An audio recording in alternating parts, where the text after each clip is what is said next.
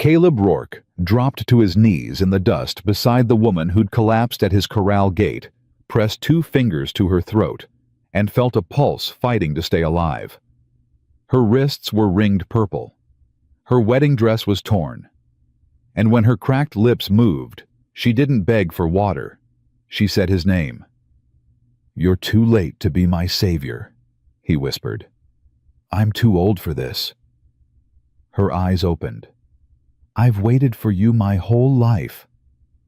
If you believe a broken man deserves one last chance at love, subscribe, and stay till the end, and tell me in the comments what city you're watching from so I can see how far this story travels. The dust came first.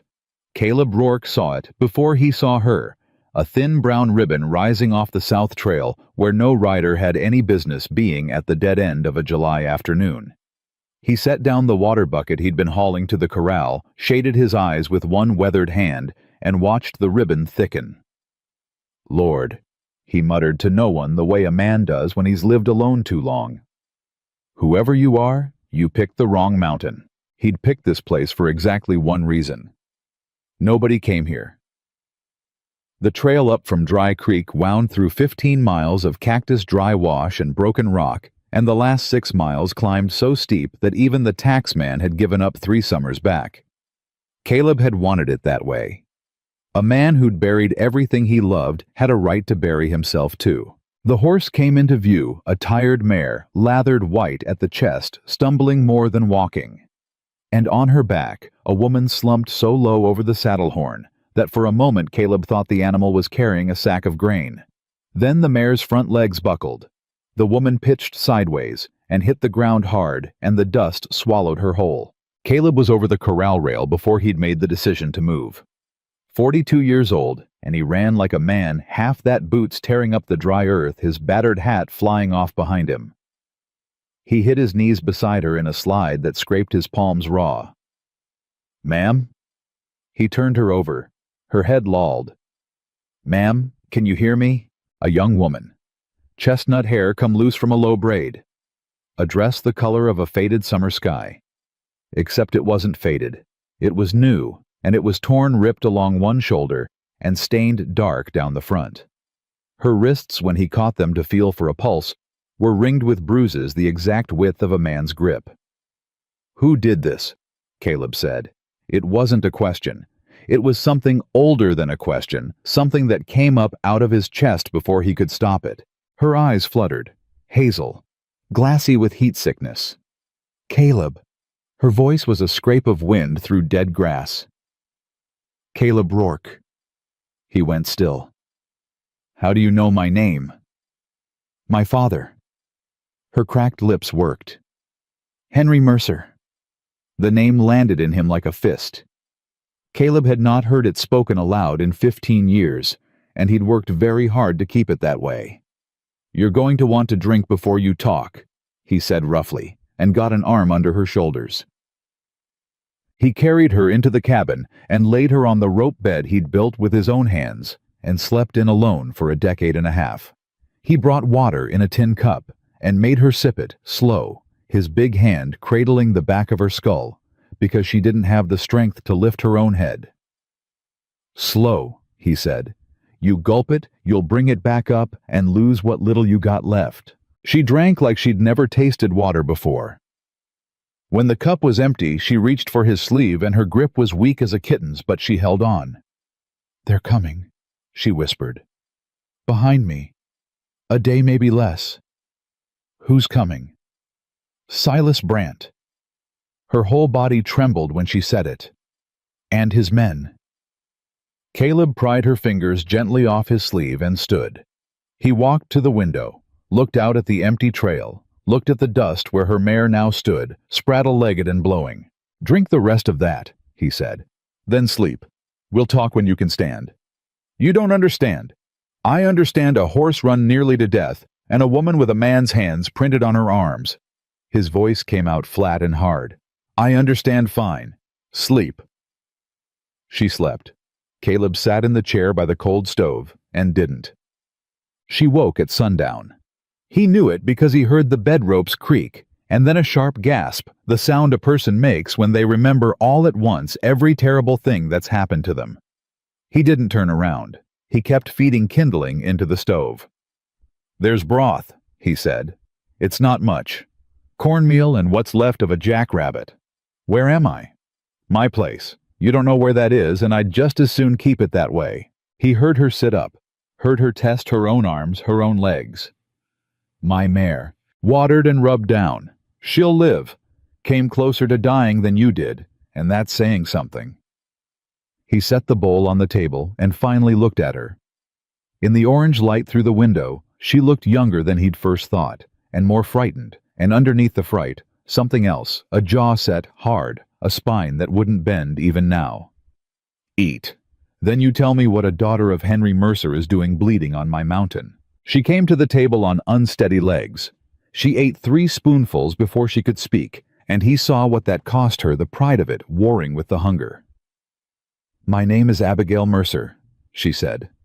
"Abby. My father spoke of you until the day he died. He said—" She stopped. "He said if I was ever in trouble, no decent man would touch I should find Caleb Rourke. He said you owed him your life, and you were the kind of man who paid his debts." Caleb's jaw worked. "Your father say how I came to owe him that." "No." "Then I won't either." He sat across from her. "What kind of trouble?" And she told him. She told him about the marriage paper. She told him how her uncle Josiah Mercer had run her father's land into debt after Henry passed, mortgaged it twice over to Silas Brant's family, and then sold the only thing he had left that Brant wanted his niece. How the paper had her hand promised in marriage to settle the note. How she'd never signed it, never agreed to it, never been asked. "They told me the morning of," Abby said. Her voice had gone very quiet and very steady, which Caleb understood was worse than crying. "My uncle put me in this dress. He said the church was full. He said the whole town had come to see Silas Brant take a wife, and if I shamed him, I'd shame the Mercer name into the dirt forever." She looked down at her ruined dress. "I stood at that altar, Mr. Rourke, and I looked out at every face I'd known my whole life, and not one of them would meet my eye. Because Silas Brant holds the paper on near every debt in Dry Creek. He owns the bank, the freight line, half the cattle, and all the courage out of every man in that valley. So you ran." When he reached for my veil, her hand drifted to her torn shoulder. I struck his hand. I tore the veil off and I ran, barefoot, down the church steps and into the street, and I screamed for someone, anyone to help me. She drew a breath that shook, and the whole town just watched. A woman screaming for help in broad daylight, and they watched like it was a play. Caleb said nothing. There was nothing to say. I took a mare off a wagon, I don't even know whose, and I rode. She lifted her bruised wrists, looked at them like they belonged to a stranger. He caught me once, at the edge of town. He had me by the arms and he said, her voice cracked, then hardened. He said, "You can run all you want, Abigail. There's no place in this territory, a man won't sell you back to me for the right price." She lowered her hands. I bit him. Then I rode for 2 days, and I asked at every water stop for the way to the high country, and I came here. Because my dead father's voice was the only one I had left telling me a good man still existed. The stove ticked. Outside the mare nickered. "I'm not him," Caleb said. Abby looked up. "Whatever your father told you. Whatever good man you came looking for." He stood and his chair scraped loud in the small room. "He's been gone 15 years, miss. There's just an old man left up here who buried his wife and his boy and decided that was enough living for one lifetime." He turned to the window.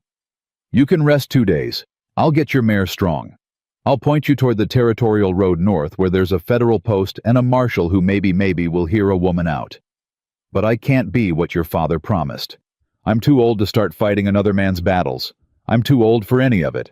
The silence behind him stretched. Then Abby Mercer said, "How old were you when you saved my father?" Caleb didn't turn. 27? "And how many men was he up against when you did it?" Caleb's hand tightened on the window frame. 4, he said. "And you were alone?" "I was alone." He heard her stand. heard her bare feet cross the wood floor.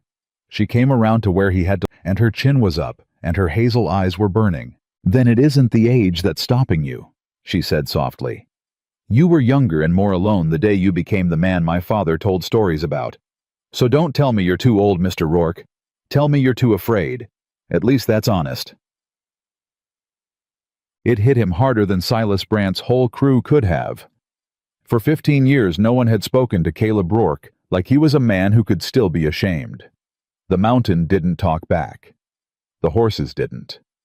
The grief had been a comfortable, silent companion, and this girl, this child barely older than his boy would have been, had walked into his cabin half dead and named the thing he'd been hiding from in the time it took to drink a bowl of broth. "You should sleep," he said. It was all he had. "You're angry." "I'm tired." "No." She studied him. "You're angry because I'm right. There's a difference, and you know it, and a man who buries his own son knows the difference better than anybody." Caleb turned on her then, and for 1 second the old danger flashed up in him, the thing that had made 4 men back down at 27, and Abby Mercer did not flinch. She held her ground in her torn dress with her bruised wrists, and she looked up at 6 feet of weathered fury, and she did not give 1 inch.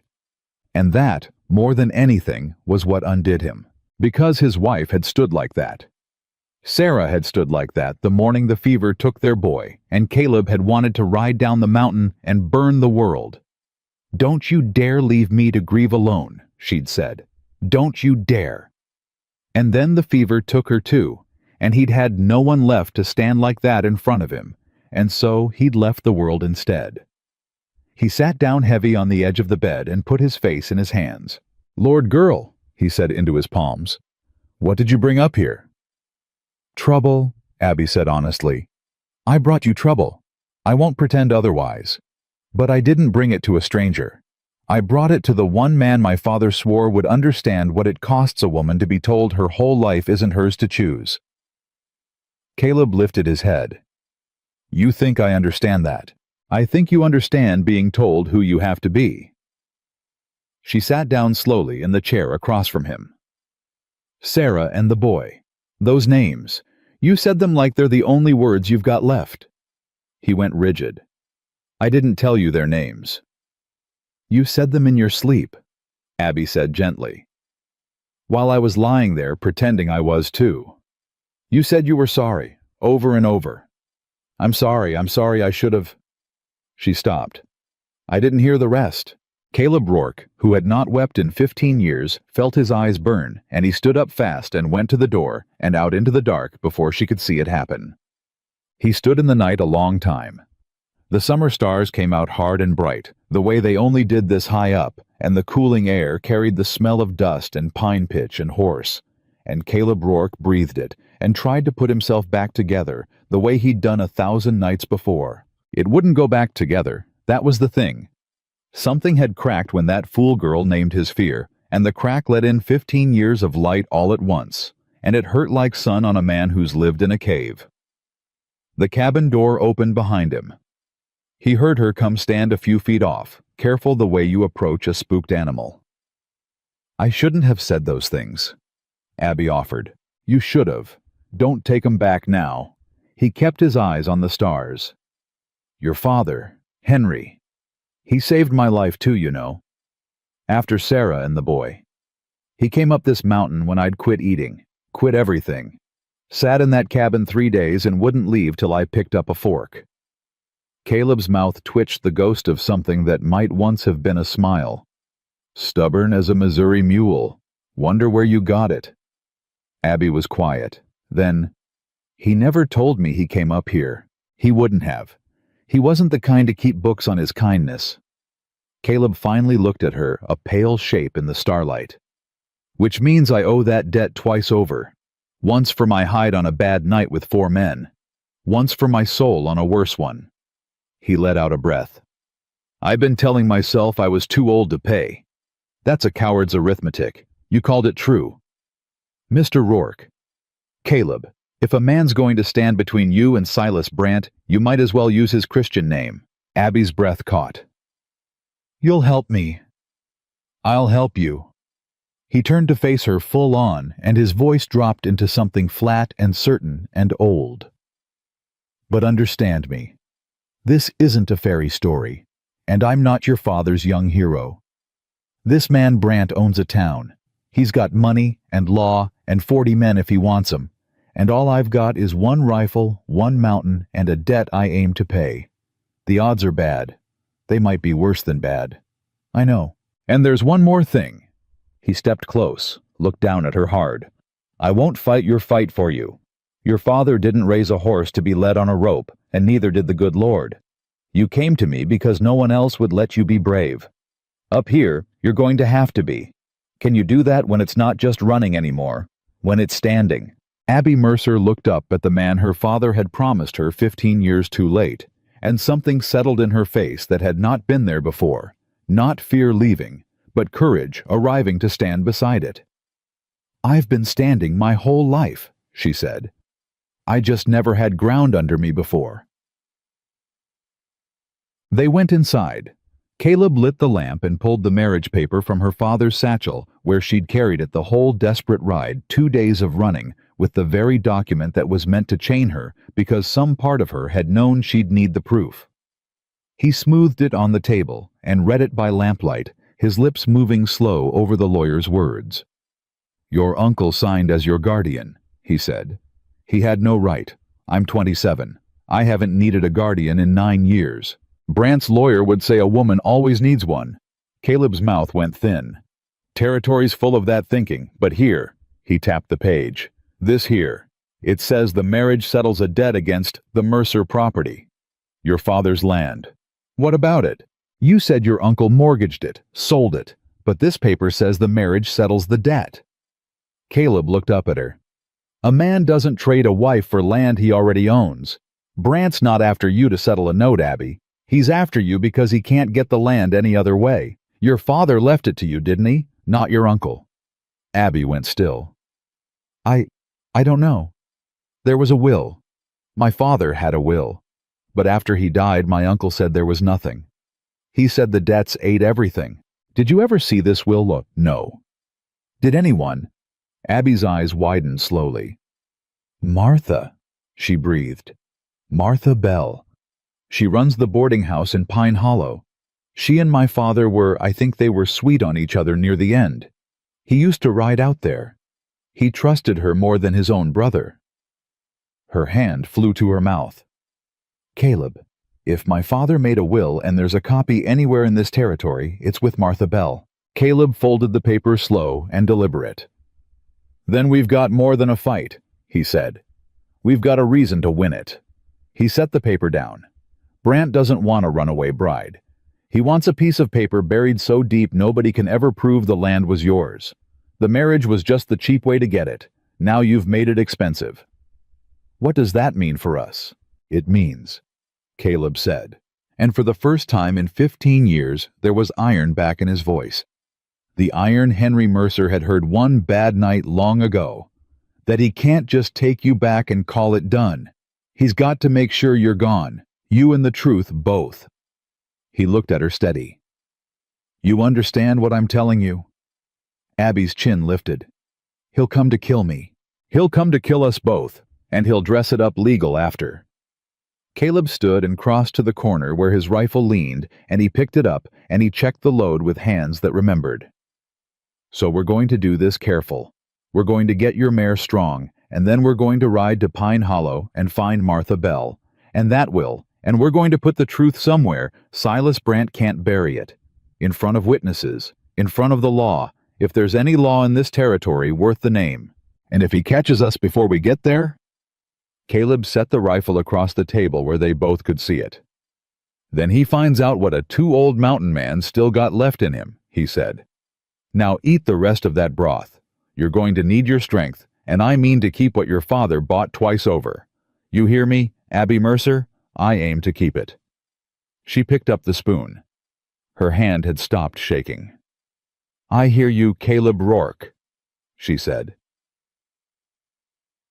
Far down the mountain in the dark, a single rider sat his horse at the mouth of the South Trail and looked up at the one lamp burning high in the timber where no lamp had burned in years. He had ridden hard for 2 days, and he had a long memory and a longer reach, and around his was a bandage where a woman's teeth had broken the skin. Silas Brandt looked at that distant light, and he smiled. "There you are," he said softly. "There you are." And he turned his horse back toward town to gather his men. Dawn came up hard and white over the high country, and Caleb Rourke was already at the corral when Abby Mercer found him. "You should be sleeping," he said without turning.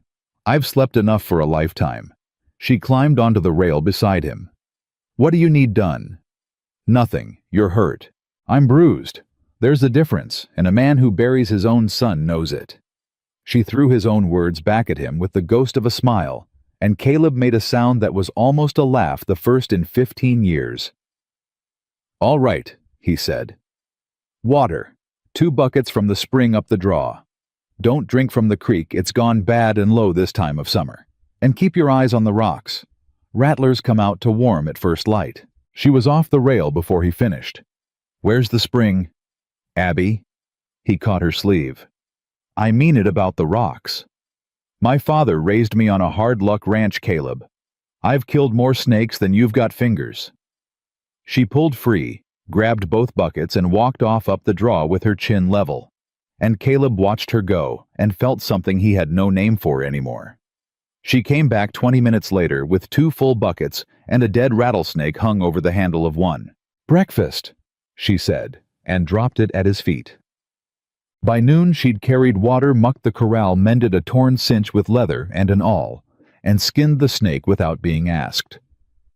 Caleb watched her work the way a man watches weather change. She was fast. She didn't complain. She didn't stop to be praised, and when he tried to take the heavy bucket from her, she stepped around him.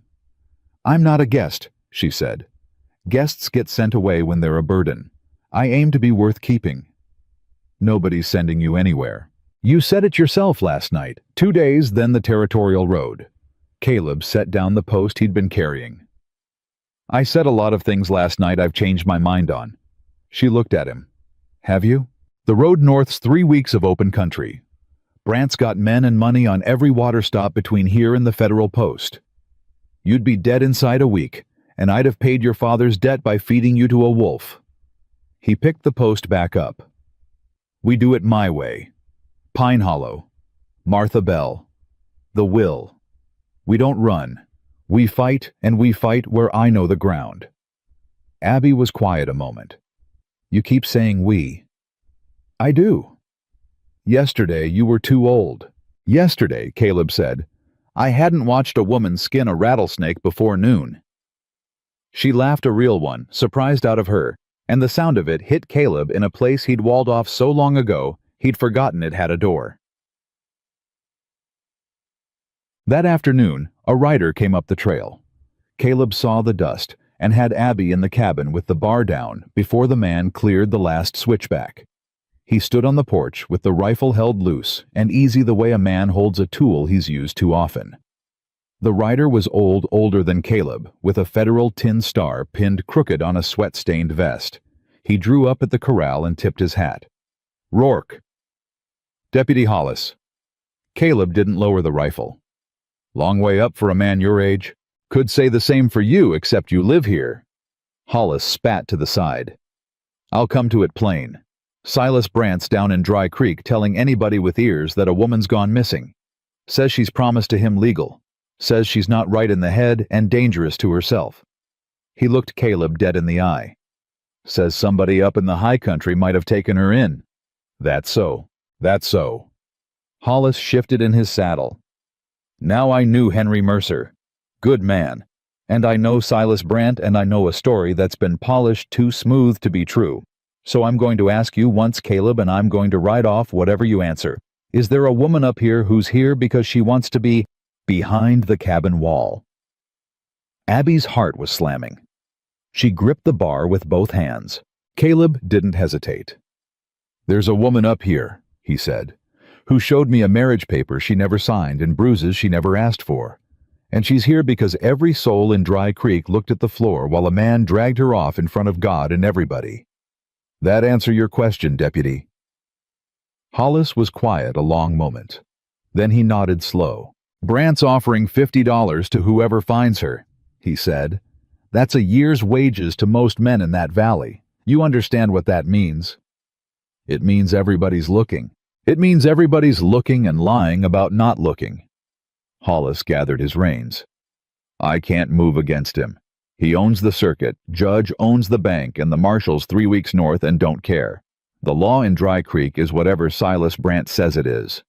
He paused. "But the law in the territory is bigger than him if somebody can get the truth in front of the right judge before Brant buries it." "You hearing me, Rourke?"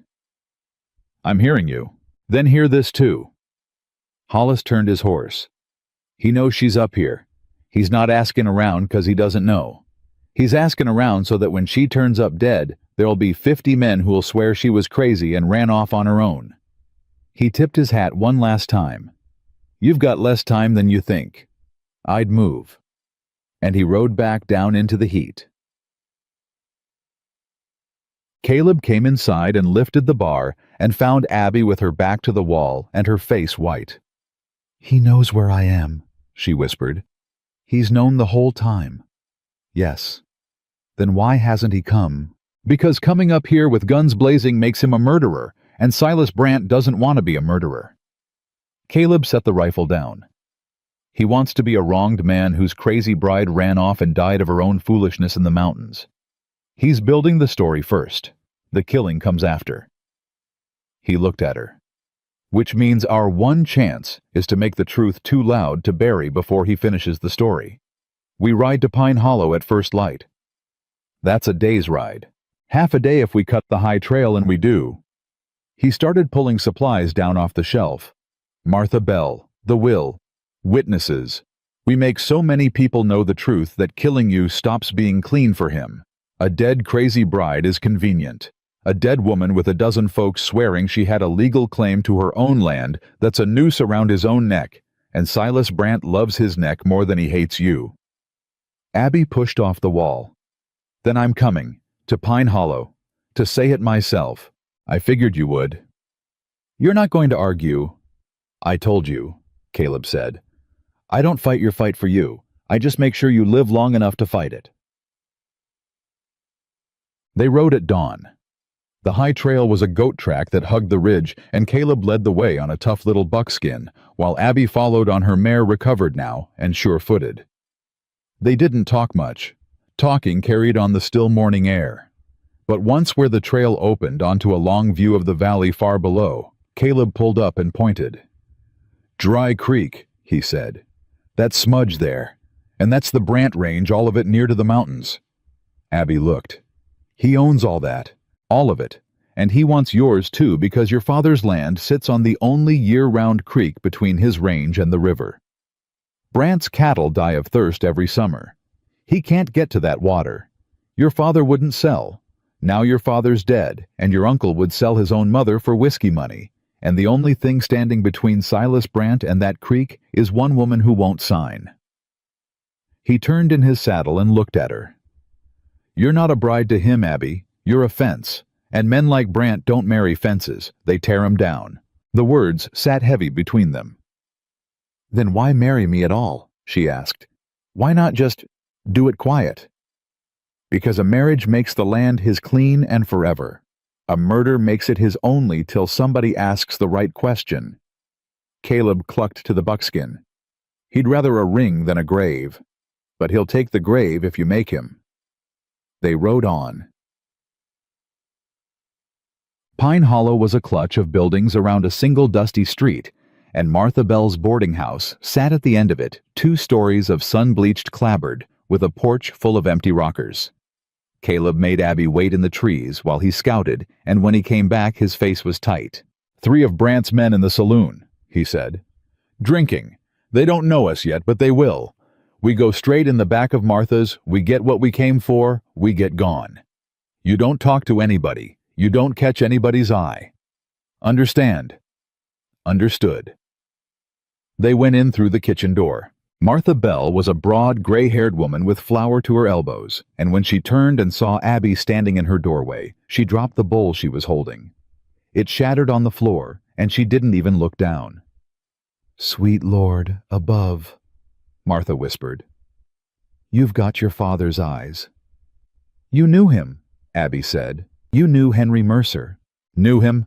Martha's own eyes filled. Child, I'd have married that man if the fever hadn't took him first. We had it all planned. She crossed the kitchen and took Abby's face in two floury hands. And then his snake of a brother told the whole county Henry died with nothing but debts. And I knew that was a lie, because Henry Mercer told me to my face what he'd done.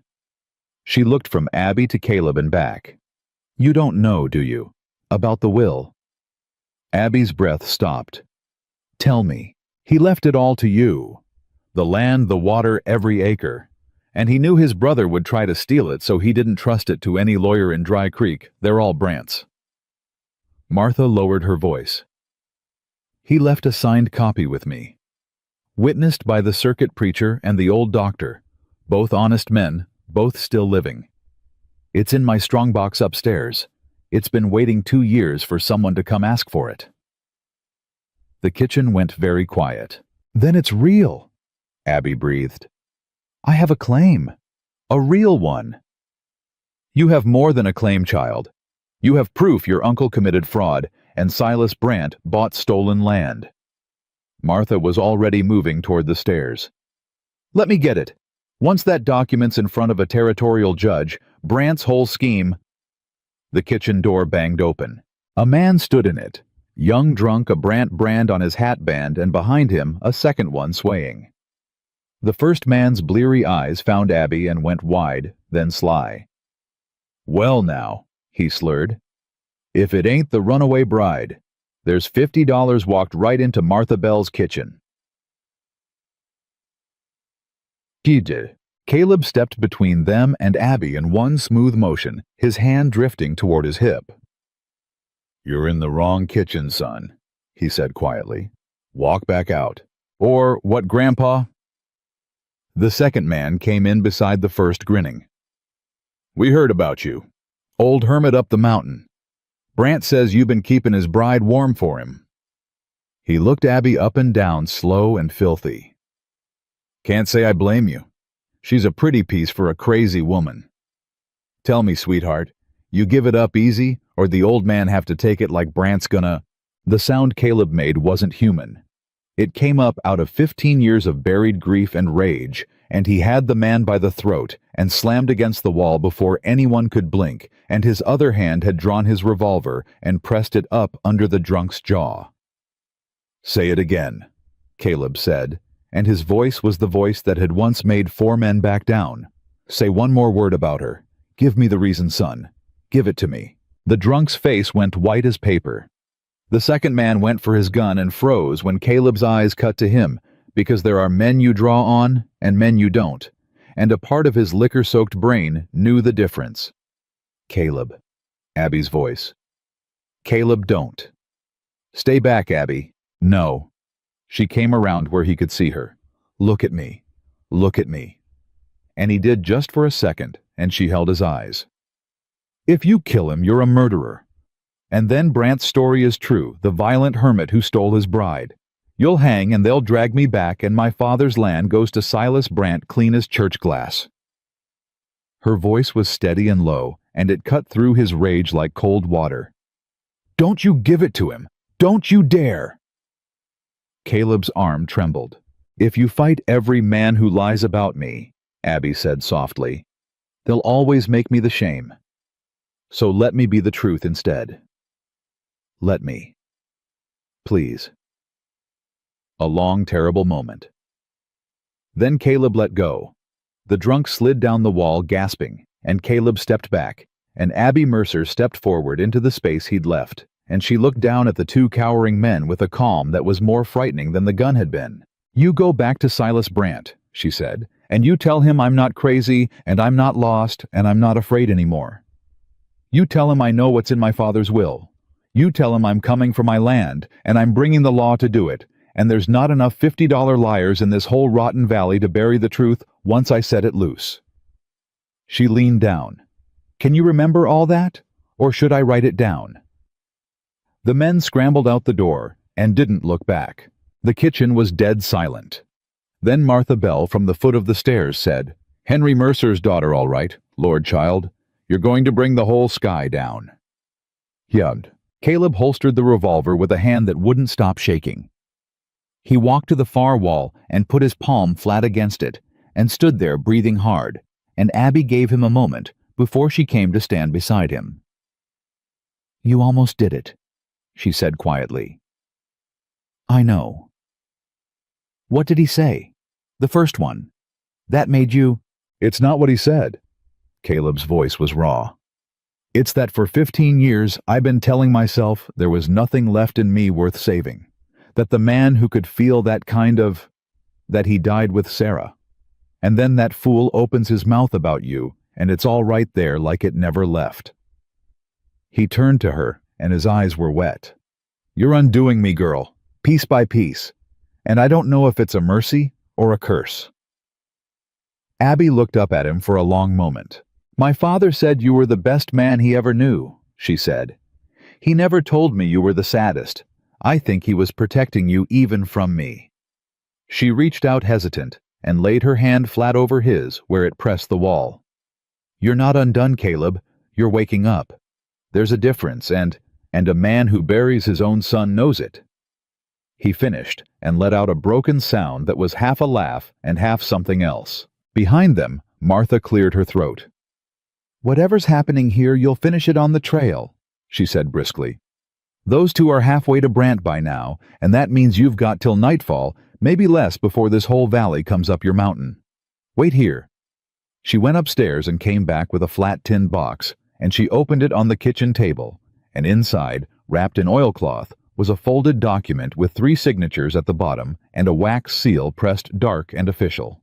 "The last will and testament of Henry Mercer," Martha said. "Witnessed, sealed, and legal in any court in the territory." She pressed it into Abby's hands. "It's yours now. It always was.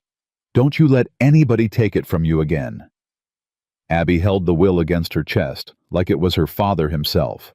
"There's a copy," Martha added. "I'm no fool. I had the preacher make a true copy and lodge it with the circuit clerk over in Hartsville, 2 days east outside Brant's Reach. Even if you lose this one, the truth's already on the books somewhere Silas Brant can't touch." She looked at them both. "But that copy won't speak for itself. Somebody's got to ride to Hartsville and stand in front of that judge and make him hear it. That's a hard ride and a hard fight." "Then that's where we're going," Abby said. "After Brant comes up that mountain looking for you." Martha shook her head. "Child, you'll never make Hartsville alive. He'll have men on every eastern road by morning." And that was when the truth landed on all of them at once, because Caleb saw it first, and his face changed, and Abby saw his face change and felt her stomach drop. "What?" she said. "What is it?" "He's not going to chase you east," Caleb said slowly. "He doesn't have to. He just has to keep you from getting east. He doesn't need to catch us, Abby. He just needs to corner us." He looked at Martha. "What's the only road from the high country to Hartsville?" Martha's face went gray. "The river crossing," she whispered. "At Coldwater Ford. There's no other way down off that mountain to the east. Not for a horse. And he knows it." Caleb's jaw set. "He's not coming up the mountain to find us. He's going to sit at the bottom of it, at the only ford with every man and gun he's got, and wait." He turned to Abby. "We're not running from a man anymore. We're trapped on a mountain with one way down, and Silas Brant's about to be standing in it."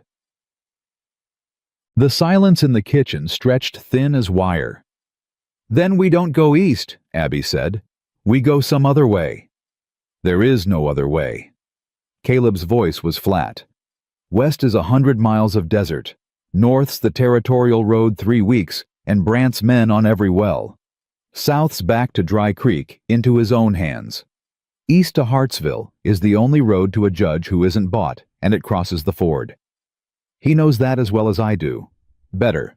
It's his ground." Abby gripped the will tighter. "So we're caught. We're cornered. There's a difference, and it's the only thing we've got going for us." Caleb began moving fast now, pulling at supplies. "A trapped animal is finished. A cornered one fights back, and the man doing the cornering always thinks he's already won. That's his weakness. He thinks the ford is a wall. He looked up. Martha, Coldwater Ford. How wide? Slow this time of year with the drought. A man can walk a horse across it most places. Martha frowned. Why? Because if it's wide, he can't watch all of it, and if it's slow, there's more than one place to cross. Caleb's eyes had gone hard and bright. He'll have his men at the main crossing, the obvious one where the road meets the water. He won't be watching upstream where there's no road, because nobody crosses where there's no road. He stood. Unless somebody who knows this mountain better than Silas Brant ever will, tells you exactly where. You know another crossing, Abby breathed. I know this mountain like I know my own grief. Every draw, every game trail, every place the water runs shallow. Caleb shouldered the supply sack. There's a crossing 2 miles upstream of the ford. No road. Bad footing. A snake of a trail down a cliff face that'd scare the devil himself. Brant doesn't know it's there because Brant's never had to know this mountain. He had men to know it for him. He looked at Abby. But it's a killing trail in daylight and worse in the dark, and we'd have to go down it tonight ahead of him before he finishes setting his trap. One wrong step and the mountain does Brant's job for him. Abby looked at the will in her hands. She looked at Caleb. She looked at Martha Bell, who had kept her father's truth safe for 2 years, waiting for this exact moment. My father rode this mountain to save your life once, she said quietly. I reckon it's fitting it saves mine. Caleb almost smiled. That's the first time you've said reckon. You're learning the country. I'm learning the man. She tucked the will into her father's satchel and buckled it tight against her body. When do we ride? Now. We don't even wait for dark to fall all the way. We need a head start on Brant getting his men into position, and every minute we sit here in this kitchen is a minute he's closing the road. Caleb turned to Martha. He'll come asking, about us, today, tomorrow. Let him come, Martha said grimly. I've buried a husband and the man I should have married, and I'm too old to be scared of a cattle heir with a grudge. I'll tell him you rode north. She smiled hard and cold. Send him 3 weeks the wrong direction. Caleb tipped his hat to her, the old courtesy coming back to him like it had never left. Ma'am, Henry Mercer was a lucky man. Henry Mercer. Martha said, her voice thick, was the best man in this whole country, and he'd be proud as anything to see his girl standing in my kitchen with his will in her hands and a man like you at her back. She pressed a wrapped bundle of bread and dried meat into Abby's arms. Go on now. Go fast. And child. She caught Abby's wrist gentle over the fading bruises. When you stand in front of that judge, when you finally get to say it out loud, you make your daddy heard. You hear me. You make Henry Mercer heard. Abby's eyes filled, but she didn't cry. She nodded once hard. I will, she said. I swear it on his grave. They went out the back of the boarding house into the long shadows of the failing afternoon, and Caleb boosted Abby onto her mare and swung up onto the buckskin, and they cut behind the buildings of Pine Hollow toward the dark wall of the timber where the killing trail began. They had not gone 200 yards when a boy came running out from between the buildings, barefoot, breathless, no more than 10 years old. Mister, he cried. Mr. Rourke! Caleb pulled up sharp one hand, going to the rifle. Who's asking? Martha sent me. She said run and tell you. The boy bent double, gasping. Them 2 cowboys you scared off. They didn't ride to Dry Creek. They rode east, toward the river. He looked up and his young face was frightened. Toward the ford, mister. They're already gone to tell Mr. Brant which way you'd have to run. He's gonna know about the ford before sundown. Caleb and Abby looked at each other. Then he's setting the trap right now, Caleb said, and we just lost our head start.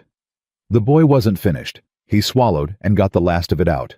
And Mr. Martha said, tell you one more thing.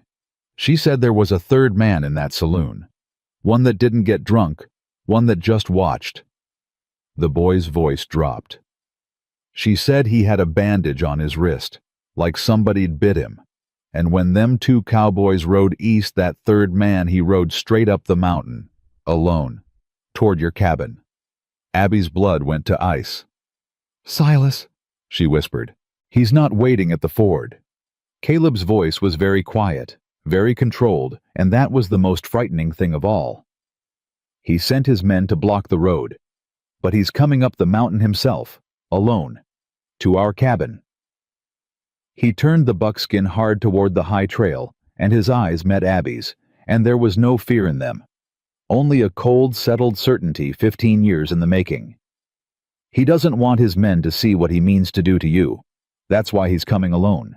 The mountain loomed dark above them, and somewhere up there, a single rider with a bandaged wrist was climbing toward an empty cabin, and the daylight was nearly gone. Caleb didn't waste breath on the boy. He dug a coin from his vest, pressed it into the small dirty hand, and said, "You did good, son. Now you get inside and you stay there." Then he wheeled the buckskin and put him at the high trail at a dead run, and Abby's mare came pounding behind. "Caleb," she shouted over the hammer of hooves, "if he's already at the cabin, then he's standing in an empty house wondering where you are." Caleb didn't slow. "That buys us nothing but a head start he doesn't know he's giving us. We don't ride for the cabin, Abby. We ride for the ford. Right now, while he's up high looking for you, the road down's the one place his trap isn't finished yet. You said his men were at the ford. 2 drunks and whoever they could rouse in an afternoon. Not Silas. Silas is the brain of it, and right now the brain's 2 miles up the wrong mountain." Caleb ducked a low branch. "We slipped the upstream crossing before he figures out we were never at the cabin to begin with. It's our one shot, and it's closing." They rode like the devil was at their heels, because in every way that counted, he was. The light was bleeding out of the sky when the trail forked up toward the cabin down toward the river, and Caleb hauled the buckskin onto the downward track without slowing. The mare balked at the edge of it, where the path narrowed to a knife's width along a drop into black timber, and Abby felt the animal's terror under her like a coiled spring. "She won't take it," Abby called, fighting the reins. "She will. Get down. Lead her." Caleb was already off the buckskin. "Eyes on the trail, not the drop. The horse follows your hands. She's scared because you're scared. Stop being scared." "That's not how fear works, Caleb." "Up here it is. Up here you decide." He took her mare's bridle and pressed the leather into her grip. Henry Mercer's daughter doesn't freeze on a cliff. Walk. And Abby walked. She fixed her eyes on Caleb's broad back, and she put one boot in front of the other, on a trail no wider than a fence rail with a 100-foot fall an inch off her shoulder, and she led a trembling horse down a cliff in the dying light, and she did not look down, and she did not stop. Halfway, the mare's hind hoof slipped, rock skittered out into nothing, and Abby heard it fall and never land, and the mare screamed and lurched, and for one heartbeat horse and woman both teetered on the lip of the dark Caleb's hand, closed on her wrist like an iron trap. "I've got you," he said, low and calm, hauling her and the animal both back from the edge by main strength. "I've got you. Breathe." Abby's whole body was shaking. "I almost—" "You didn't. Almost is just another word for still alive." He held her eyes until her breathing steadied. "There's the bottom. 200 more feet. You've already done the hard part. Walk." She walked. They reached the river in full dark, and the water ran low and silver and slow, just as Martha had promised, and Caleb led them upstream along the bank to a place where the current spread wide and shallow over a gravel bar. "Here." He kept his voice to a murmur.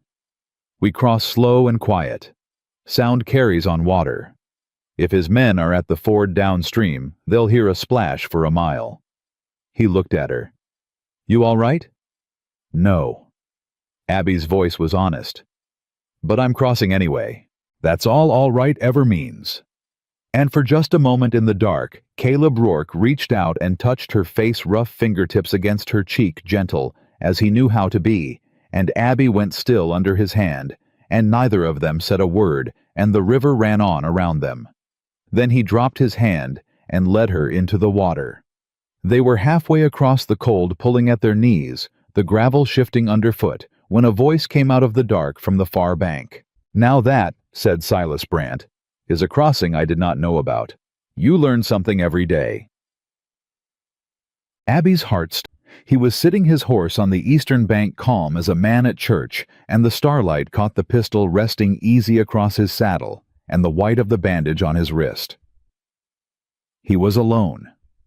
He had ridden down off the mountain the moment he found the cabin empty, and he had thought it through faster than Caleb had given him credit for, and he had found the one place they'd run to and gotten there first. "You're a clever man, Rourke," Silas said pleasantly. "Smarter than the cowboy I took you for. But you made one mistake. You thought I'd act like a fool in love. I'm not in love. I never was."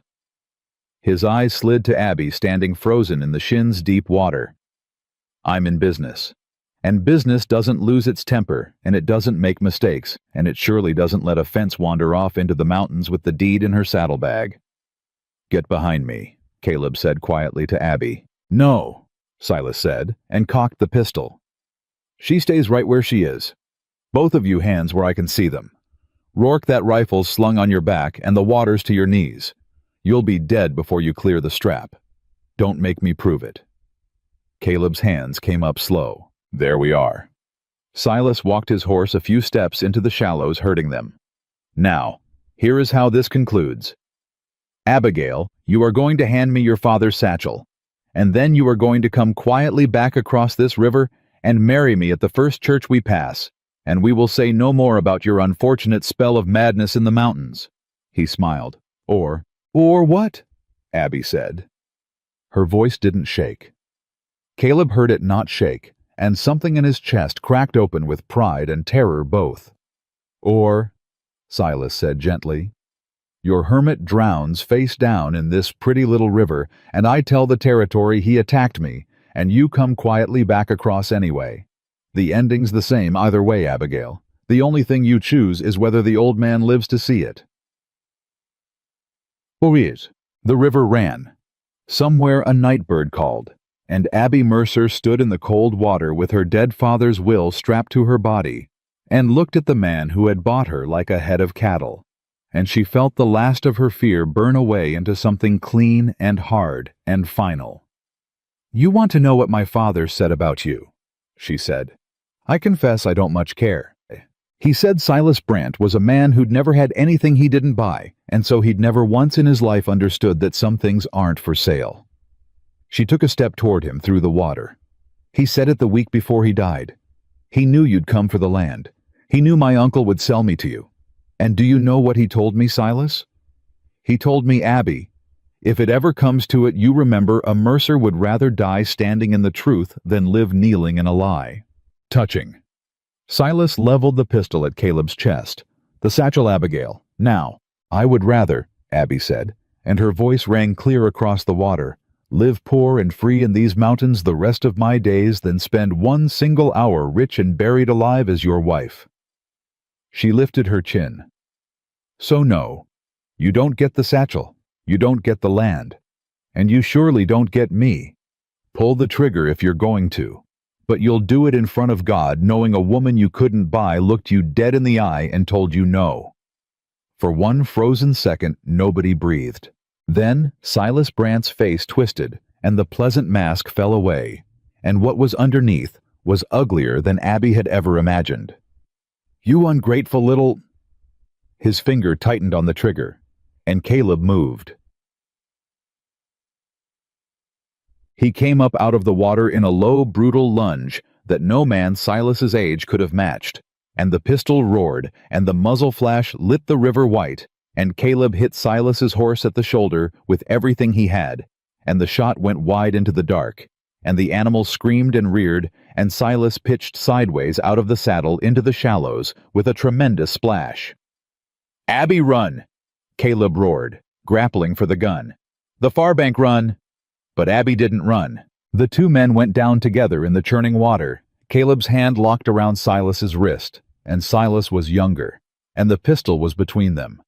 And Abby saw Caleb's face go gray with the effort of holding a stronger man's gun arm down, and she understood in one terrible instant that the man who'd come back to life for her was about to die for her in 18 inches of river. She splashed toward them. "Get the gun!" Caleb gasped. "Abby, the gun, I can't." Silas wrenched his arm free.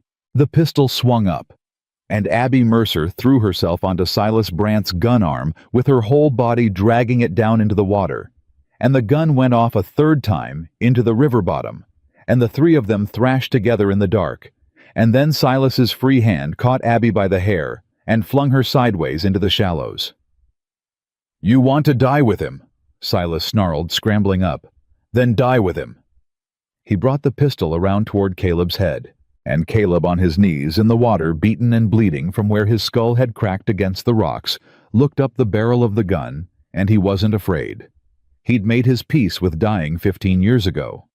He only had one regret, and it was kneeling in the river 10 feet away, with river water running off her like she'd been baptized. "Abby," he said, "I'm sorry I wasn't faster." "Caleb, down!" Abby screamed, and she threw Caleb's own revolver, the one she'd pulled from his hip when Silas flung her down, the one her hand had closed on by pure desperate instinct. She didn't aim it, she didn't fire it, she threw it hard and flat, and it struck Silas Brandt square in the face with the dull crack of iron on bone. He staggered, his shot went wild, and in the half-second it bought Caleb Rourke came up off the riverbed like a landslide. It wasn't a fight after that.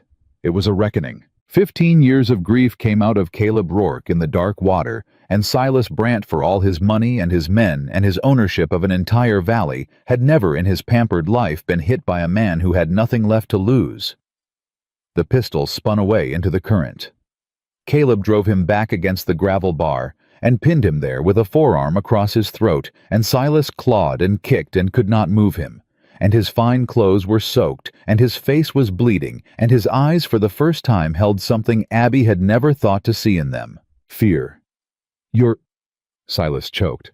"You're going to kill me. The whole territory will know. You'll hang..." "Maybe?" Caleb's voice was the calmest thing on that whole dark river. "But you'll be in the ground first, and that's a fair trade for a man my age." He leaned his weight down. "You came up my mountain alone, Brandt. You know why you came alone? Same reason a coward always does it quiet. Because some part of you knew what you meant to do to her was the kind of thing a man doesn't want witnesses to." "Caleb." Abby was on her feet, soaked and shaking. "Caleb, don't. He had a gun to my head, Abby." "I know." "He was going to..." "I know." She waded to them, and she put her hand on Caleb's straining shoulder, and her voice was gentle and unbreakable. "And if you kill him now with him beaten and drowning, and no gun in his hand, then you're the murderer his lawyers will say you are. And every word out of his rotten mouth becomes true. And my father's land..." Her voice caught. "My father's land becomes the price of your soul. Don't pay it, Caleb, please. We won. Don't let him take this last thing from you." Caleb's arm trembled. Below him, Silas Brandt gasped and gurgled and clawed at the forearm, crushing his windpipe. "We won," Caleb said hoarsely. "Abby, we're alone on a riverbank with a man who owns the law. We didn't win. We just lived a little longer." "No," said a new voice from the dark. "You won." A lantern flared on the eastern bank, and then another, and another. And out of the timber came riders, a dozen of them more, and at their head on a gray horse with a tin star catching the lantern light sat Deputy Hollis. And beside him, riding pillion behind a young townsman, sat Martha Bell, gray hair wild, a shotgun across her lap and fire in her eyes. "Caleb Rourke," Hollis called out, "you let go of that man's throat. He's worth more to the territory breathing than drowned, much as it pains me to say it." Caleb didn't move. "Hollis, you're 3 weeks from where you ought to be." "I lied about that." Hollis swung down into the shallows, sloshing toward them. "Told you the marshal was 3 weeks north so Brandt's spies would carry it back to him, and he'd think he had time. Truth is, I sent for the territorial marshal 4 days ago, the morning Brandt started his $50 lie."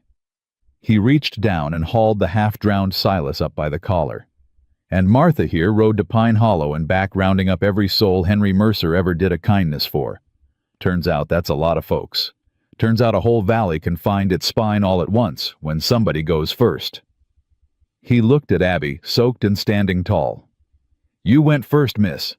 The two cowboys you sent running their mouths, they told it all over Pine Hollow. How a runaway bride looked dead in the eye and said she wasn't afraid anymore. Shamed half the town into remembering they had hearts." Martha slid off the horse and splashed straight to Abby and pulled her into her arms, shotgun and all. "I told you," she said into Abby's wet hair, fierce and weeping. "I told you you'd bring the whole sky down." Silas Brant, on his knees in the river blood and water running down his ruined face, began to laugh. It was a terrible sound, and it stopped the riverbank cold. "You think this changes anything?" He spat into the water. "A boarding-house widow and a played-out deputy, and a mountain of debtors who'll forget their courage the second I call their notes due. I own this territory. I own the bank. I own the judge in Dry Creek." He looked up at Abby, and his smile was a bleeding wound. "And while you've been playing hero in the dark, Abigail, do you know where I sent my men this morning? Not just the Ford. I sent 2 riders east, to Hartsville, to the circuit clerk's office." He let it hang. "Where a certain copy of a certain will is lodged." The blood drained from Martha Bell's face. "You're lying," she whispered. "Am I?" Silas's smile widened. "By tomorrow morning there won't be a scrap of paper in this whole territory that says Henry Mercer left anything but debts. Your precious copy burns tonight. And this one." He nodded at the satchel strapped to Abby's body. "This one's just one document witnessed by a preacher and a doctor I can buy or bury by Sunday. So go on. Arrest me. Hold your little trial. By the time it comes round, there won't be a shred of proof left, and it'll be one hysterical woman's word against the richest man in the territory." He laughed again. "I told you, business doesn't make mistakes."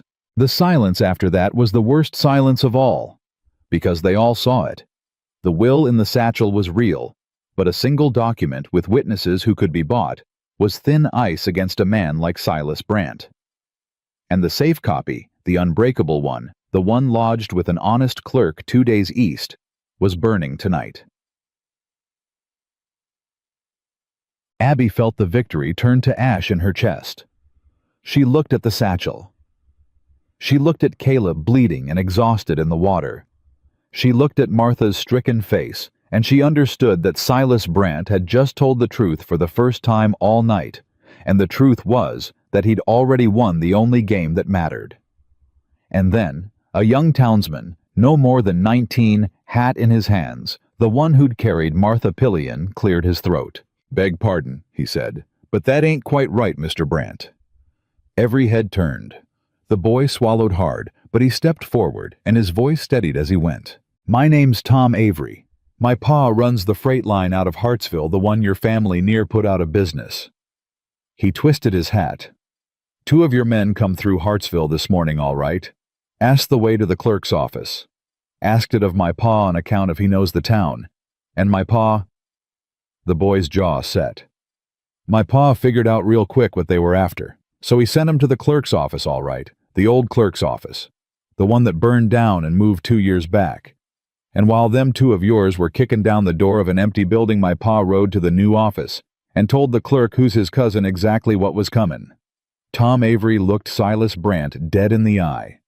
"That copy of Henry Mercer's will got moved into the Territorial Marshal's strongbox this afternoon, Mr. Brant, under federal seal. Your men are gonna burn an empty room tonight and ride home thinking they done it." He put his hat back on. "Business made a mistake.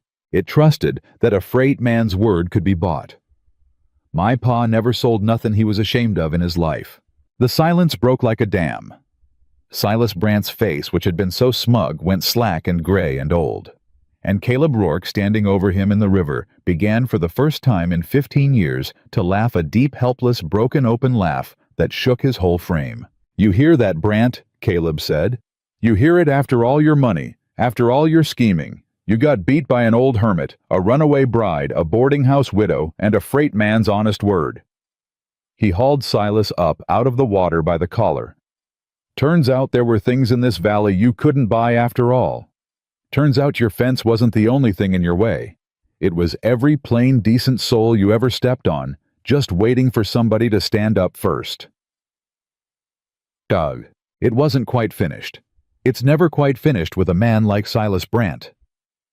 As Hollis stepped forward with the irons, Brant's hand dropped fast, snake-fast, to a second pistol, hidden in his boot, a little gambler's gun he'd carried since he was a boy. And he came up with it, pointed not at Caleb, not at Hollis, but at Abby. "If I don't get the land," he hissed, "then nobody." He never finished.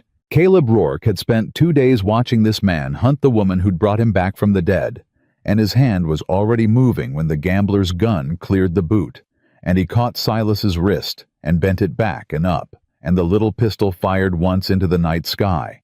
And then Caleb twisted, and there was a wet crack of bone, and the gun dropped into the river, and Silas Brant screamed and went to his knees, clutching a wrist bent the wrong way, the same wrist Abby had bitten 2 days before. "That's twice. She's marked you there," Caleb said quietly, standing over him. "Maybe now you'll remember her name." Hollis clapped the irons on, and the fight went out of Silas Brant all at once, and he knelt in the cold river water, beaten, broken-wristed, soaked and shaking, and he was not a cattle baron anymore. He was just a small, cruel man who had finally run out of things to buy. "Silas Brant," Hollis said, hauling him up, "I'm arresting you in the name of the territory on charges of fraud, conspiracy, and the attempted murder of these 2 folks in front of a dozen witnesses who will all swear to it. The marshal will be here by week's end, and you can tell it to a judge that isn't yours." He shoved him toward the bank. "And son, you might want to start counting how many of these good people here you've wronged over the years, 'cause every last one of 'em just rode out in the dark to watch you fall." They led him away across the river, a broken man on a leading rope, and the townsfolk, who had once looked at the floor while he dragged a screaming woman down church steps, now watched him go with hard, clear eyes. Abby Mercer stood in the shallows and did not move. She had imagined this moment in 2 days of running, imagined what it would feel like when it was finally over, when the man who'd hunted her was finally on the ground. She had expected to feel triumph, or relief, or joy. What she felt was Caleb Rourke's arms close around her, soaked and shaking and warm, and her own knees finally giving way after 2 days of refusing to, and the strength she'd held on to by sheer will running out of her all at once now that it was safe to let it.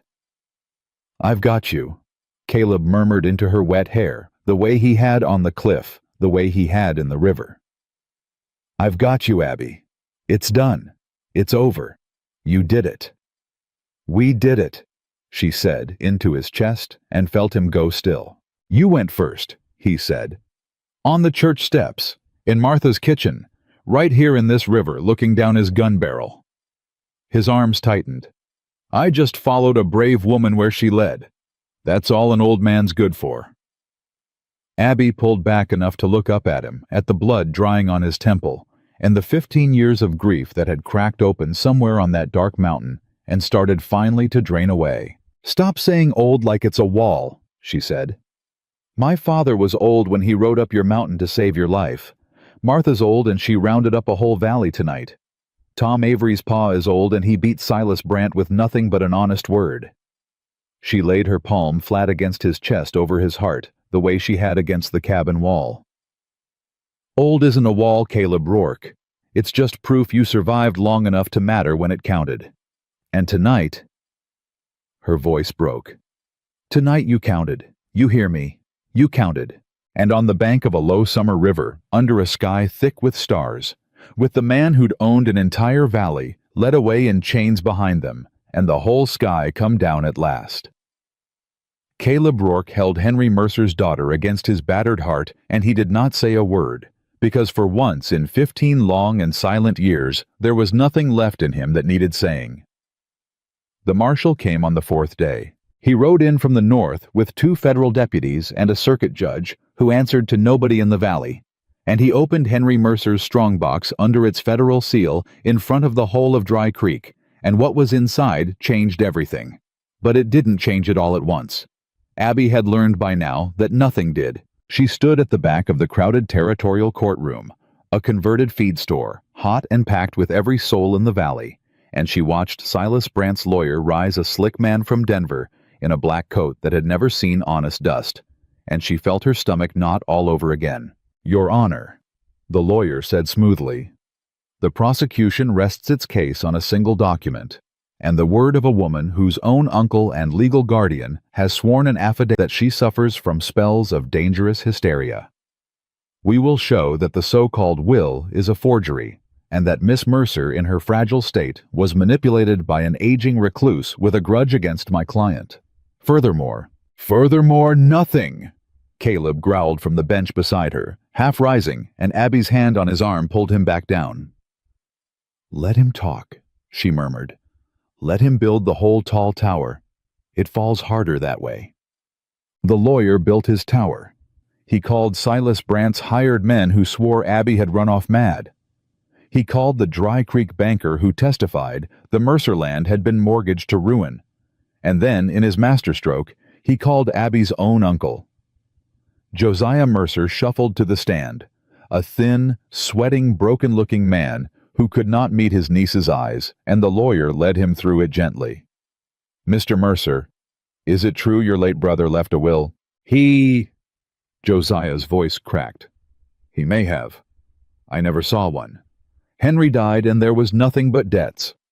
I did what I could for the girl. I arranged a good marriage to settle the family's obligations." "Liar," Abby breathed. "And she ran off into the mountains with a strange man. I feared for her mind. I still do." Josiah finally looked at her, and his eyes were wet and ashamed and pleading. "Abby, girl, I only ever tried to—" "You sold me!" Abby said loud enough that the whole courtroom heard, and the judge's gavel cracked. "Order. The witness will continue." But something had shifted in Josiah Mercer's face. Abby saw it. She'd grown up watching this weak, frightened man, and she knew the exact moment his courage was about to fail. She'd seen it fail 100 times. Only this time, watching his niece's eyes, something in him broke the other way. "No," Josiah said. The lawyer turned.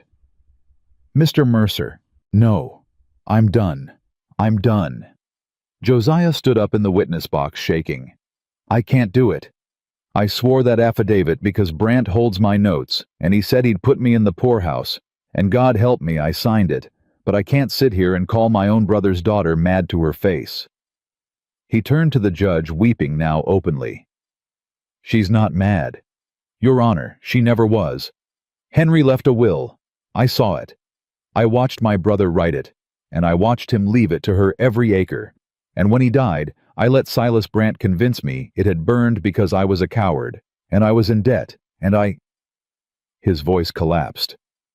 "I sold my brother's girl for the price of my own ruin, and I'll burn in hell for it. But I won't add perjury to the bill. The will is real. Everything that man's lawyer told you is a lie." The courtroom erupted. It should have been the end. It wasn't quite. The Denver lawyer was on his feet, shouting about a coerced recantation, and Silas Brandt, seated at the defense table with his wrist in a splint, was hissing something murderous at his own attorney. And for one chaotic moment, Abby felt the whole thing teetering again, the way it had teetered on the cliff, the way it had teetered in the river. Then the territorial marshal stood up. He was a big, weathered, unhurried man, and he didn't shout. He simply lifted the will, the true copy, the one that had been locked under federal seal, while Silas Brandt's men burned an empty room 2 days east, and he held it up so the whole room could see the wax and the signatures. "Your Honor," the marshal said, "this document was lodged with the Hartsville circuit clerk over 2 years ago, long before Miss Mercer ever ran from anybody.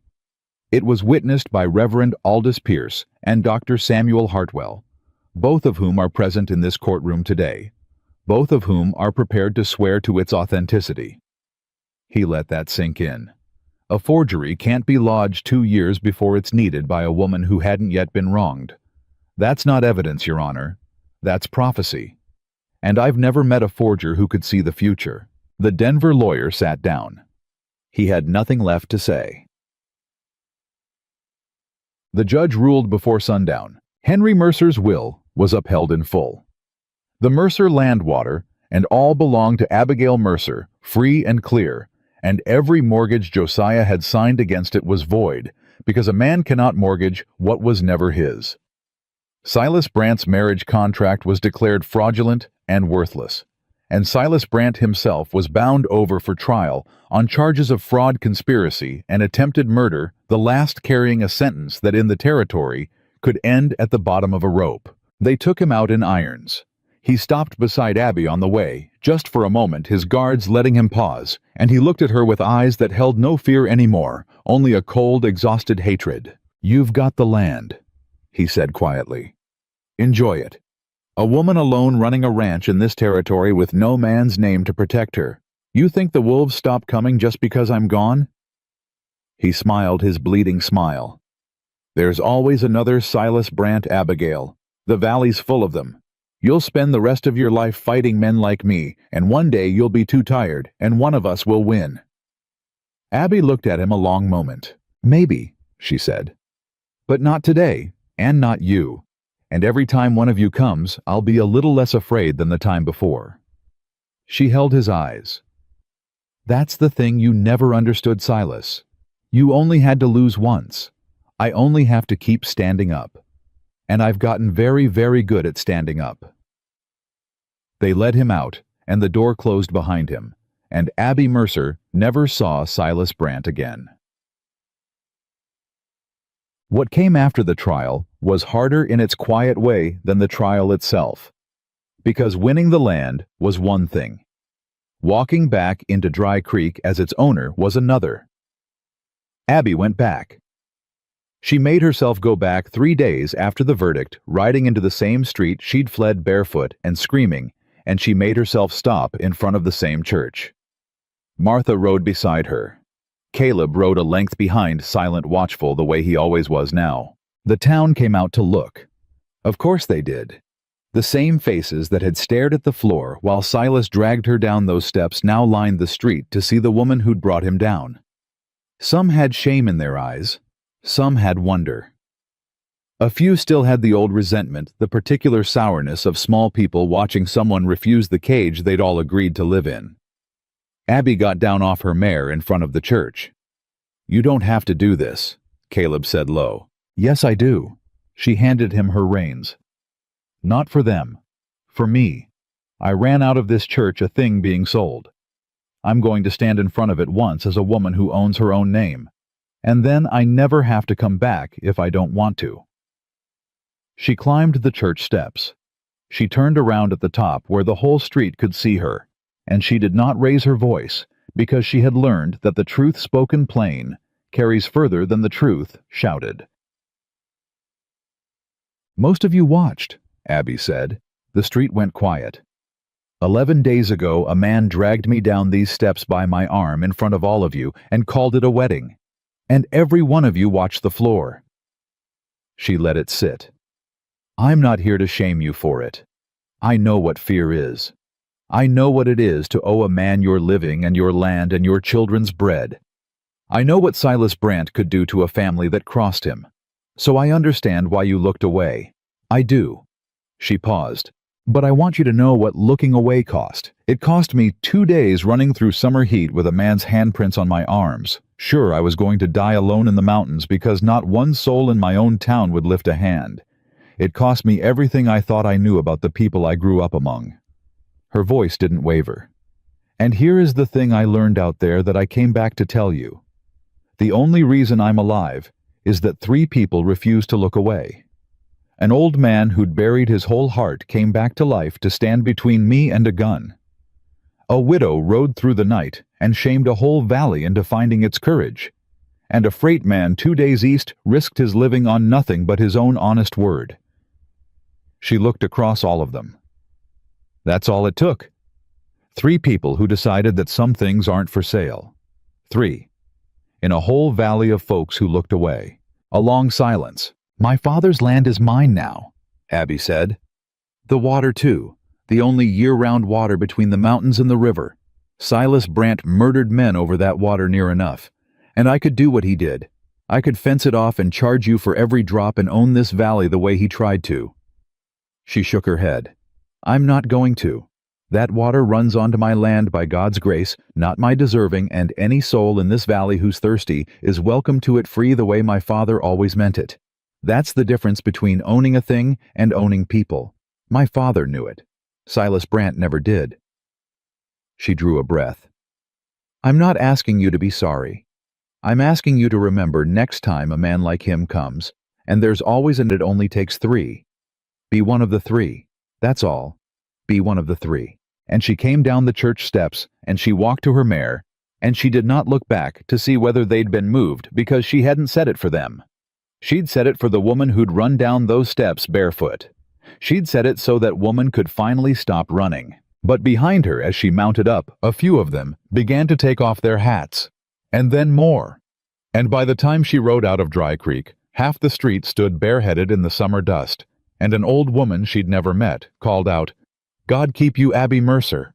And Abby felt something she'd carried for 11 days, finally quietly set itself down.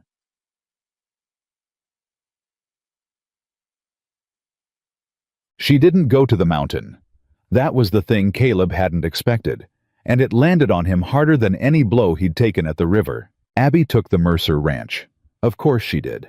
It was hers, her father's house, her father's land, the place she'd been born. She rode out there with Martha and a handful of newly brave townsfolk, and she threw open the shutters her uncle had let rot, and she set about making it a home again. There was a world of work in it. A woman could lose herself in that work for years. And Caleb Rourke rode back up his mountain alone. He told himself it was right. He told himself a young woman with her whole life ahead of her, with land and water, and a name she'd fought the whole territory to keep, had no business tying herself to a 42-year-old hermit with 15 years of grief still drying out of his bones. He told himself loving her meant letting her go build the life she'd nearly died for free and clear, with no old man's sorrow weighing it down. He told himself all of that, and he believed about half of it, and the other half he drowned in work the way he'd been drowning things for 15 years. "You're a fool, Caleb Rourke," Martha Bell told him the one time she rode up the mountain to check on him. "You know that, don't you? I know a young woman deserves better than a worn-out hermit. And does she get a say in that? Or do you decide it for her the same way Silas Brandt decided things for her the same way her uncle did?" Martha's eyes were sharp. "You spent 2 days teaching that girl that nobody gets to choose her life but her, and now you're up here choosing it for her. You don't see the shape of that." Caleb didn't answer. "She talks about you," Martha said, gentler. "Every day. She doesn't say much, she's like you that way, holds it close. But it's there. Whole reason she fought so hard to be free, Caleb, was so she'd finally have a choice worth making. Don't you dare take the choice away by making it for her." She gathered her reins.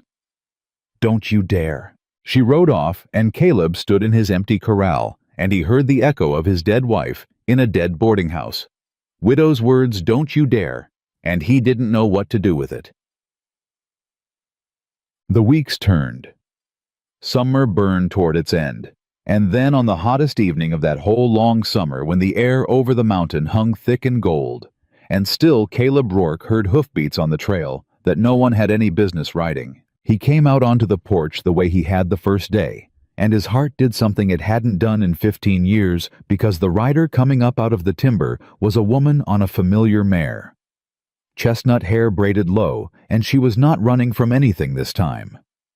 Abby Mercer rode up to his corral and stopped, and she did not get down right away. She just looked at him, and he looked at her, and the whole summer hung between them. "You didn't come down," she finally said. "Figured you had a ranch to run." "I do. It's running fine. Martha's got more sense than the both of us put together, and she's halfway running it for me." Abby's hands were steady on the reins. "That's not why you didn't come down." "No," Caleb admitted. "It's not." "Then why?" Caleb came to the edge of the porch. "Because you spent 11 days nearly dying to be free of every man who ever tried to decide your life for you. And I'd sooner cut off my own arm than be one more man who looked at Abby Mercer and saw something he wanted to keep." His voice was rough. "You don't owe me anything, girl. Your father's debt is paid. You're free. That's all I ever wanted to give you. I wasn't going to come down that mountain and stand in front of you and make you feel like the price of your freedom was being stuck with a sad old man who—" "Caleb."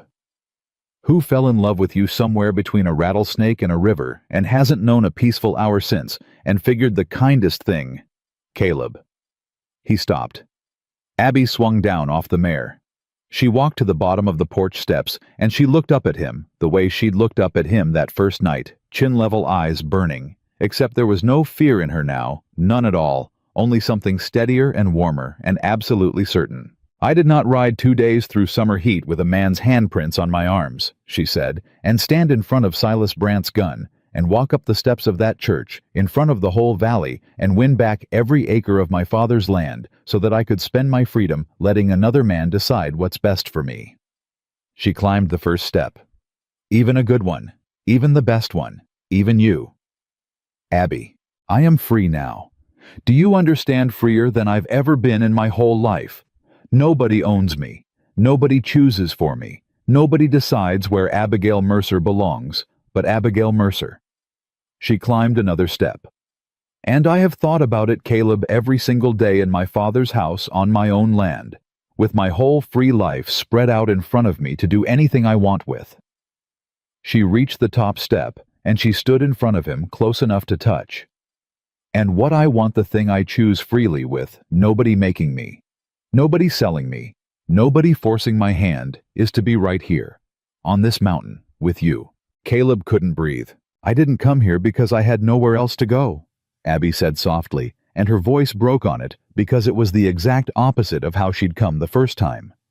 I came the first time because I was running, and you were the last name my dying father gave me, and I had no other door to knock on in the whole world. She put her hand flat against his chest over his heart. But I'm not running now. I have a home. I have land. I have 100 doors I could walk through. And I rode past every one of them to climb this mountain because I know exactly where I want to be, and it took being free to finally know it. That's the gift you gave me, Caleb Rourke. Not safety, not even my life. You gave me the right to choose, and I'm choosing you. Don't you dare tell me I can't. Makul. Caleb Rourke looked down at Henry Mercer's daughter standing on his porch on the hottest evening of summer, with her hand over his heart and her whole free life behind her like an open road, and 15 years of grief and silence and careful, comfortable death finally completely broke apart. I had it wrong, he said hoarsely. All this time. I thought the mountain saved me because it kept everyone away. I thought peace and being alone were the same thing. He lifted his rough hand and laid it over hers, pressing it harder against his chest. They're not. I wasn't at peace up here, Abby. I was just hiding. I mistook a grave for a home the same way you mistook running for freedom. And neither one of us knew the difference until we found each other, Abby whispered. Until you came up my mountain half dead and called me a coward in my own kitchen, Caleb said, and let out a wet, broken laugh, and wouldn't let me die quiet the way I'd planned. He cupped her face in both his weathered hands, gentle as he knew how to be. I'm too old for you, Abby Mercer. I'm worn out and I'm full of sorrow, and I've got nothing to give you but a hard life on a high mountain, and whatever's left of a heart that broke 15 years ago. You keep saying too old, Abby said, smiling up at him through her tears. Like it's a wall. I keep telling you, it's not a wall. No, Caleb agreed. It's proof I survived long enough to matter when it counted. He pressed his forehead to hers. And tonight, Abby, God help me tonight, I'd like to start counting for something more than one woman's rescue. I'd like to count for the whole rest of a life. Your rest of a life if you'll have a foolish old man who took the long way round to figuring out he was alive. Abby Mercer closed the last inch between them and kissed him on the porch of the cabin she'd once crawled to, half dead on the hottest evening of summer, freely and of her own choosing, with no man's debt and no man's name and no man's permission in it, nothing but her own free heart given to the one man who had only ever tried to give her back to herself. When she pulled away, she was laughing and crying both. It took you long enough, she said. I'm slow, Caleb admitted, but I get there. He wrapped his arms around her and held her against his chest, and for the first time in 15 years, the silence on the mountain didn't feel like a grave. It felt like a beginning. I get there, Abby. I promise you. From here on out, however long it takes, I get there. And the sun went down gold over the high country. and the two of them stood on the porch in the fading light. Neither of them running, neither of them hiding, neither of them alone. The work began the next morning, and it never really stopped. Caleb and Abby did not waste the summer that was left. They tore the rot out of the cabin and laid new timber. They doubled the corral, spring out deeper, ran a line of fence Caleb had been meaning to run for a decade and never had a reason to. Abby's father's ranch down in the valley they leased to a young couple. Martha vouched for honest people, the freight man's nephew and his bride, who'd run the cattle and the year-round water fair and free the way Henry Mercer always meant it. And the water stayed open to the whole valley every drop, just as Abby had promised on the church steps. But the mountain was where they lived. The mountain was home. "You know what I keep thinking," Abby said one evening, 3 weeks in both of them aching from a day of hauling stone. "About how I got here." "Half dead in my dust," Caleb said. "Half dead in your dust." She leaned against him on the porch. "And how if I died on that trail and I near did Caleb that second day, I don't hardly remember, nobody would have known. Nobody would have come looking. A woman running for her life, and the whole world just lets her run off the edge of it." Caleb was quiet. "How many others?" Abby said softly. "How many women have ridden a hard trail in this territory, with a man's handprints on their arms, and found no cabin at the end of it? No Caleb Rourke with a water bucket." She turned to look at him. "I've been thinking. We've got water. We've got room. We've got a mountain nobody can corner you on. You said so yourself." Her eyes were bright. "What if the next one who runs has somewhere to run to, yeah?" That was how the trail stop began. It wasn't much at first. A second cabin, smaller, built off the main one with its own door and its own stove and a bar on the inside that only locked from within so that whoever slept there knew the way Abby had needed to know that no one could come through that door who wasn't wanted. Caleb dug a second spring box. Abby laid in supplies, flour-dried meat blankets, a little money hidden where a desperate woman could find it. "Word'll spread," Caleb warned her. "Same as Brant's $50 spread. You put it about that there's a safe house in the high country for women on the run, and you'll get women on the run, and the men chasing 'em won't be far behind." "I know. It means we don't get to be left alone up here, not ever again." Abby looked at him a long moment. "Is that what you want, to be left alone?" And Caleb Rourke, who had spent 15 years wanting exactly that, looked out at the mountain that had been his grave and was now his home, and he found that the answer had changed somewhere along the way, and he hadn't even noticed. "No," he said, and sounded surprised by it. "No, I reckon I've had enough of being left alone to last me 3 lifetimes." He pulled her against his side. "Let 'em come, Abby, the ones who need it. We'll be the cabin at the end of the trail."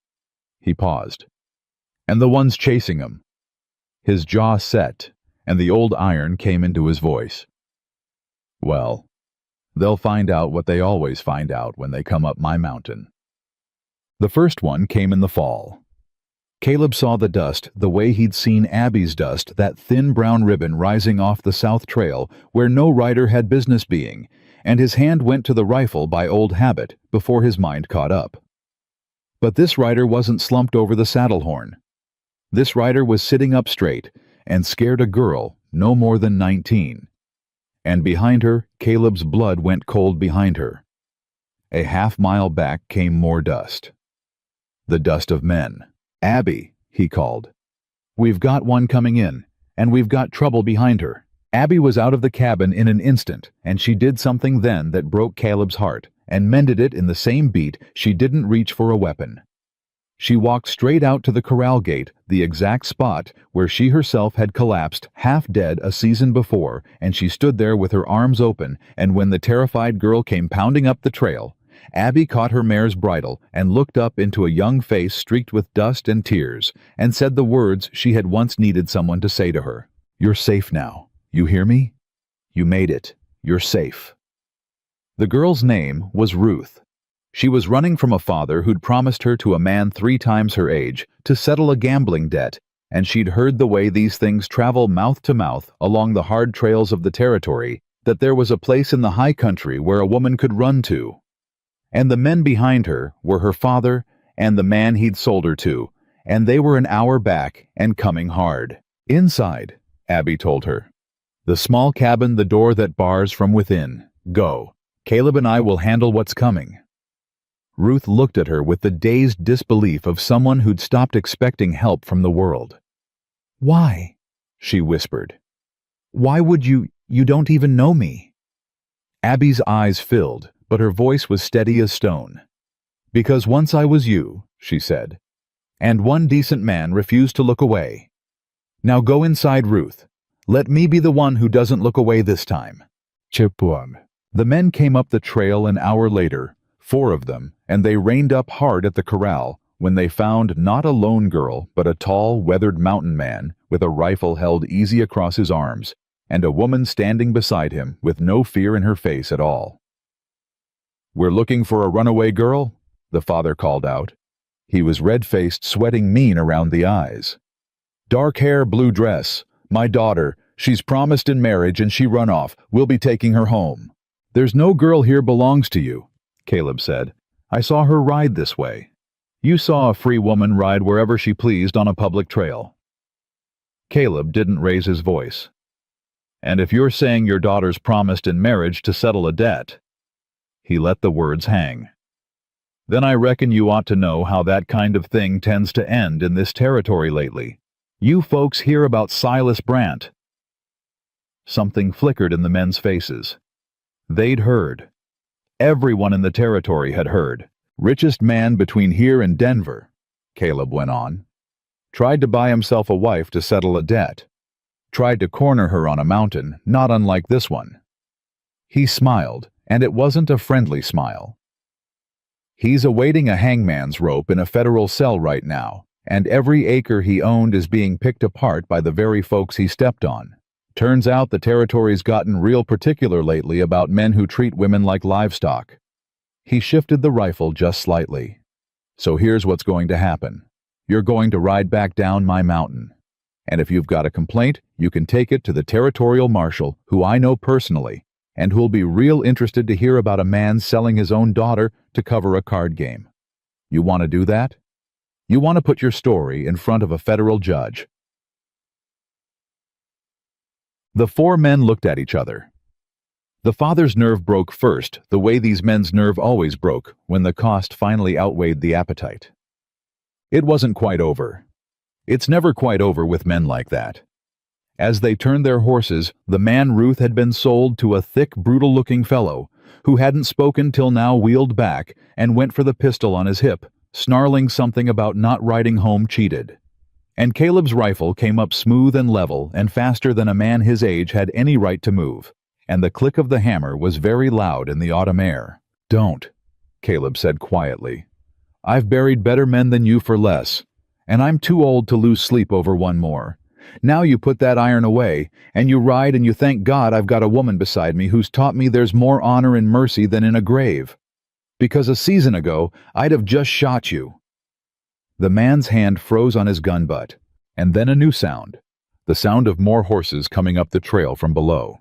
A lot of them, and for one breathless moment Caleb thought it was reinforcements, more of these men, the corner closing again the way it always seemed to want to.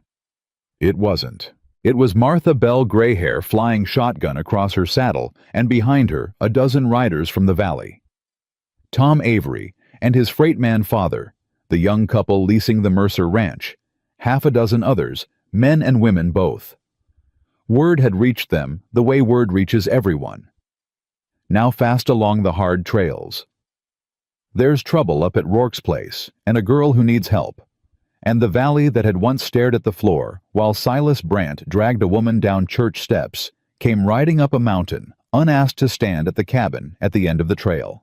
Martha drew up beside Caleb, leveled her shotgun at the 2 men, and said cheerfully, "Well now, 4 against 2 seemed unsporting.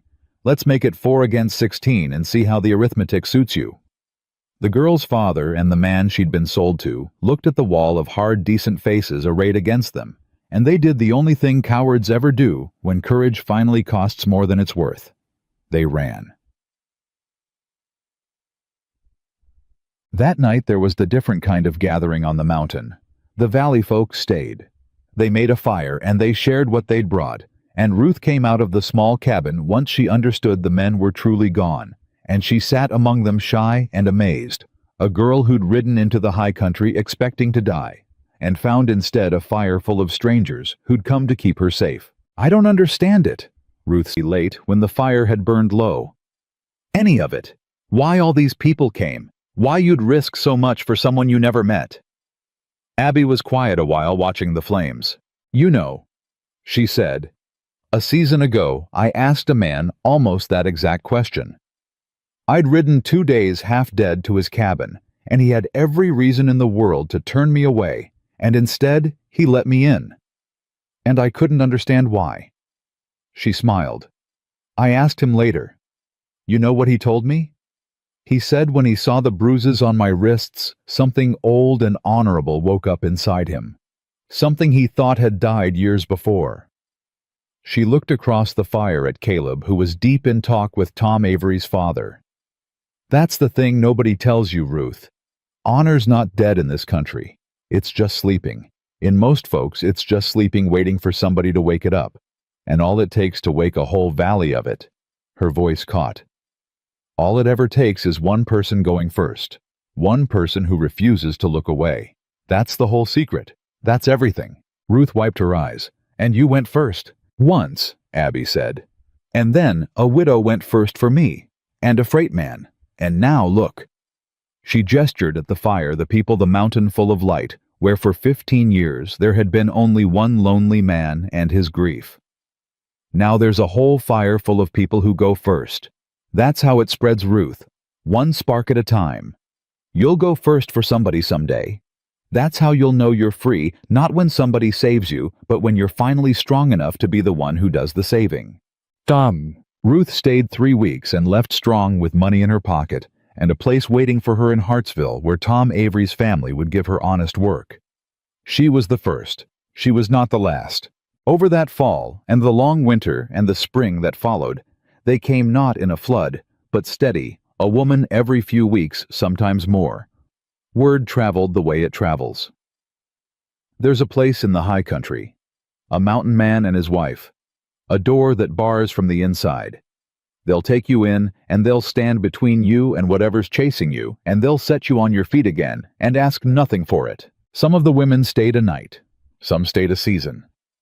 A few never left at all, built cabins of their own along the ridge, until the lonely mountain where Caleb Rourke had gone to die became something nobody could have imagined. A settlement small and stubborn and free, a handful of souls who'd all run a hard trail, and found the cabin at the end of it. And Silas Brandt in his federal cell awaiting the trial that would end at a rope's end must have heard about it. Eventually, must have learned that the very mountain where he'd tried to corner and kill one woman had become a fortress of exactly the kind of women he'd spent his life trying to own. Abby never knew if the irony reached him. She never asked. She'd meant what she told him. She only had to keep standing up. And she had. And the standing up had become a place, and the place had become a refuge, and the refuge had become a kind of answer to every Silas Brandt who'd ever lived. Caleb and Abby married in the spring, in no church, and with no contract, and no man's signature but their own.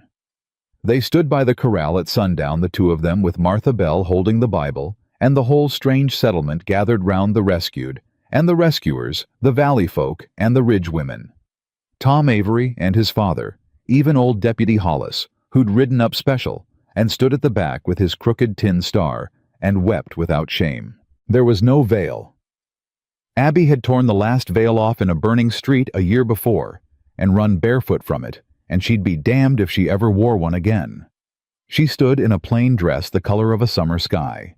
She'd chosen it herself, every thread of it, and she put her hand in Caleb Rourke's rough hand, and looked up into the weathered face of the man her dying father had given her as a last gift, and she made her vows in front of everyone freely, of her own choosing, with no debt and no force and no man's permission in it. "I waited my whole life to choose this," she told him when it was her turn to speak, and her voice carried clear across the gathering. "Not to be chosen, not to be promised, not to be sold or saved or settled, to choose. And of every soul in this whole wide territory and every door I could have walked through and every road I could have taken, I choose you, Caleb Rourke. Today and every day after until the mountain itself wears down to dust, I choose you. And Caleb, who had once told her he was too old for marriage, who had spent 15 years certain his heart had died and been buried with his first family. Caleb looked at the woman who had ridden half dead into his dust and dragged him back to the land of the living, and he found his voice did not shake. "A year ago," he said, "a woman I'd never met collapsed at my corral gate, and I told her I was too late to be anybody's savior. Too old. Too broken. Too long alone." He tightened his hand around hers. "And she looked up at me out of the dust near dead, and she said, 'I've waited for you my whole life.'" His voice thickened. I didn't believe her. God forgive me, I'd stopped believing anybody could be waiting for an old hermit on a dead man's mountain. But she was right, and I was wrong, and it's the gladdest I've ever been to be wrong about a single thing in all my days. He lifted her hand and pressed his lips to it gentle as he knew how to be. "I thought the mountain saved me because it kept everyone away. I had it backwards my whole life. The mountain didn't save me by keeping people out, Abby. It saved me by holding on, by staying empty and quiet and waiting until the day I was finally ready to let someone in." He looked at her, and 15 years of grief finished draining out of him for good and all. "You were the someone. You were always going to be the someone. I just had to live long enough and break open enough to let you through the door." Chetkimtai. The sun went down gold over the high country. The gathering broke up slow and warm, the way good gatherings do, folks drifting to their horses and their cabins calling out blessings, promising to come again.